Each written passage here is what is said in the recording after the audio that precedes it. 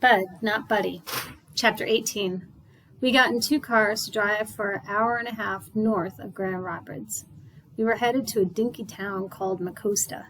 I got to ride with the band while Mr. Jimmy and Herman E. Calloway and the instruments were riding in the Packard.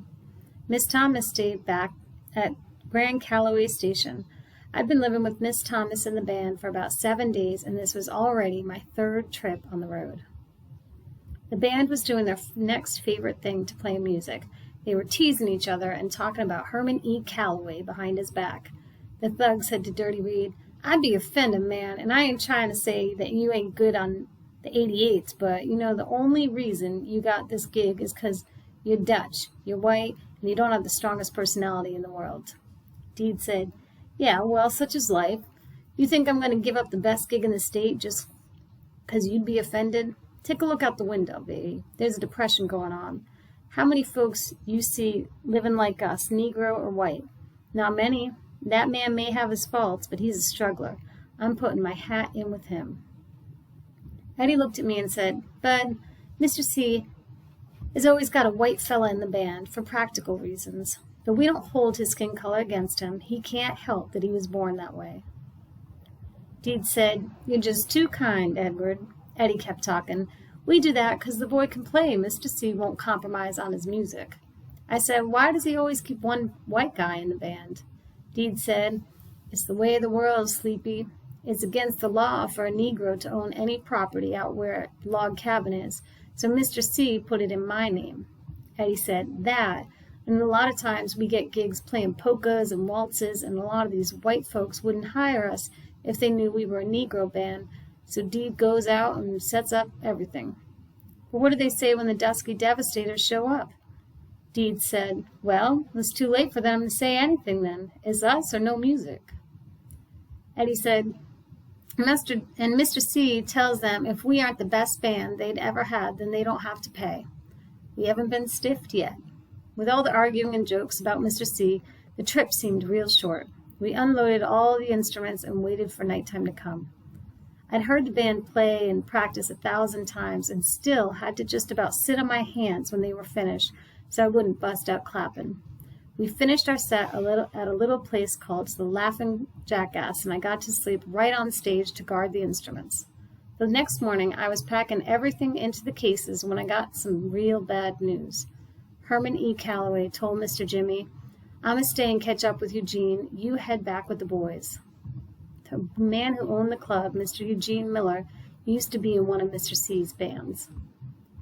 Mr. Jimmy said, "Bud, take your time loading everything in the Packard, and you can ride back with Herman." Uh-oh. Me and Mr. C looked at each other like this wasn't a good idea. He said, "Whatever," and walked back to the club's office. Shucks, a whole hour and a half trapped in a car with him. I loaded all the instruments into the Packard, sat on a big rock, and took out my recorder to practice. I could hear Mr. C and Mr. Miller talking and laughing for the longest time. At last, Herman E. Calloway came out and walked over to the side of the building and started nudging things around with that toe of his shoe. I walked over to watch what he was doing. When I got next to him, I could see that it was just rocks he was pushing around. Finally, he grunted a couple of times and started to bend over, but his big belly got in the way and wouldn't let his arms reach to the ground. After a bunch more grunts, he said, "Make yourself useful, boy, and hand me this one." "This what, sir?" "This stone, this one." Right at the end of Mr. C's shiny brown shoe was a little roundish rock. I bent over to pick it up, blew some dirt off of it, and turned it over a couple of times in my hand to try and see why Mr. C thought it was so special.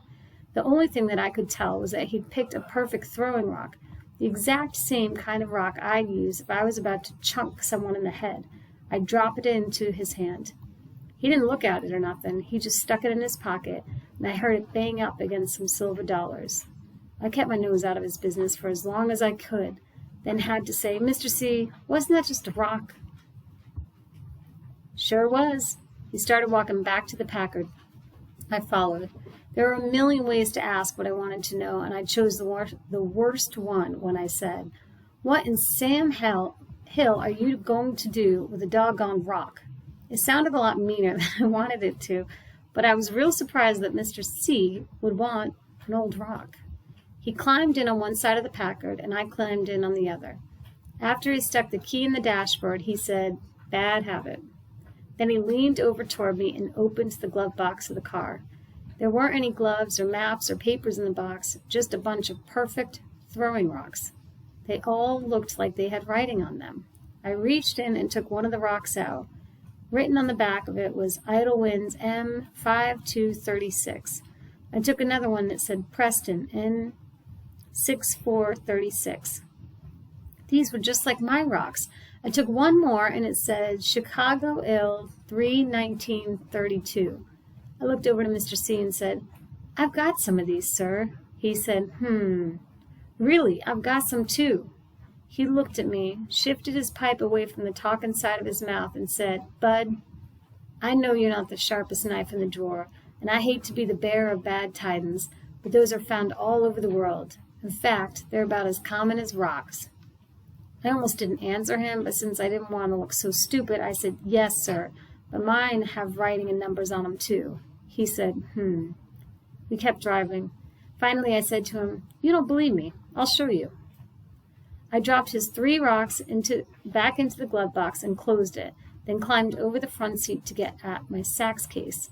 I found it and set it on the back seat and unlocked it. As soon as I opened the top, that smell of old spit and crumbling up velvet and mildew came rushing out. It was still great. I lifted the little door that covered my rocks and took 2 of them out. I climbed back over the front seat but kept the rocks covered in my hand.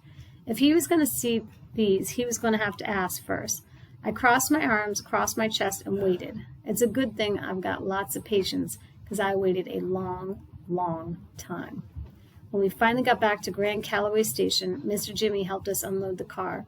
Finally, I decided that Mr. C had waited long enough. I stuck my rocks in his face and said, "See, I told you I had some rocks like those. The only difference is mine say Flint .8.11.11 and Gary in .6.13.12. He said, "Where'd you find these? Didn't I tell you not to go rummaging around in that room you've been sleeping in?" He reached for the rocks. I don't know why, but I let him take them. He was the first person other than Bugs that I'd ever let touch the rocks that my mama had given to me. Mr. C turned the rocks over and over in his hands and said, "Well, where'd you get these?" Uh-oh. I could tell by the way Herman E. Calloway was holding my rocks that he didn't plan on giving them back to me anytime soon. I kept watching his hand, waiting for a chance to snatch my rocks and get out of there. If I could get my hands back on my rocks, I knew I could outrun Mr. C, even though he was a lot stronger and his legs were a lot longer than mine. Herman E. Calloway said, "Answer me, where'd you take these from?" Mr. C sounded meaner than he had ever had before. Mr. Jimmy heard him and put down the box he was carrying and walked over to us real quick. Herman E. Calloway had the rock squeezed tight in his right-hand fist and had his left-hand fist balled up like he was ready to fight. Mr. Jimmy said, "Herman, what's this? What's wrong?" He stood between me and Mr. C. Herman E. Calloway said, "I told you about this boy from the word go. He's been snooping through things in our house that he's got no business being in. He stole these." I said, "No, sir, I did not." Mr. C said, "Then where'd you get them? I'm not going to ask you again." He unsqueezed the rocks in his hand. I was surprised they hadn't turned into diamonds or dust the way he'd been holding them so tight. Mr. Jimmy took my 2 rocks from him. He looked at the writing and said, "Flint, Michigan, August 8th, 1911, and Gary, Indiana, June 13th, 1912. That's more than 25 years ago." He squatted down and looked right at me and said, "Son, where'd you find these? Just tell me the truth." I kept one eye on Mr. C. He still looked like he was getting ready to jump funny on me. I said, "Mr. Jimmy, I didn't find them or steal them from nowhere. These have always been mine. I got them from my mama, and that's the swear for God truth. Now, could I please have my rocks back, sir?" I stuck my hand out. Both Mr. Jimmy and Herman E. Calloway said, "Your mama?" "Yes, sir." I kept my hand out.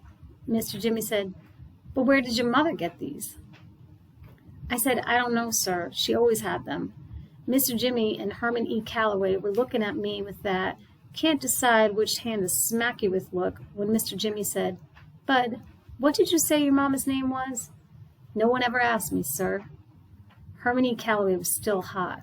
You throw a lot of sirs around, but you've got a real strong, real smart mouth disrespectful streak in you, boy. Now you answer the question or I'll, I screamed at him. Angela, sir. I was so mad that I hadn't meant to say sir, but it came out anyway. Her name is Angela Janet Caldwell. Mr. Jimmy said, Lord have mercy. Herman E. Calloway's pipe dropped out of his mouth, and he stumbled and fumbled into Grand Calloway Station, feeling his way like he'd been struck blind. Then I knew. Herman E. Calloway was the best liar in the world. He'd been lying to me and everybody else all along. Now that there was some good proof against him, he was all shook up. I said to Mr. Jimmy, I knew it. I knew he was my father. Mr. Jimmy was still crouched down right in front of me. He said, Bud, he's not your father. Yes, sir, he is. That's why he run off like that. He got caught lying after all these years. Mr. Jimmy said, Bud, that's enough. Herman is not your father, but Angela Janet is his daughter's name. If what you're saying is true, Lord help us all, it looks like Herman might be your grandfather. This was real surprising, but the thing I felt most was glad that Herman E. Calloway wasn't my dad. Shucks, who'd want a daddy that on top of being so old and so doggone mean had such a big belly?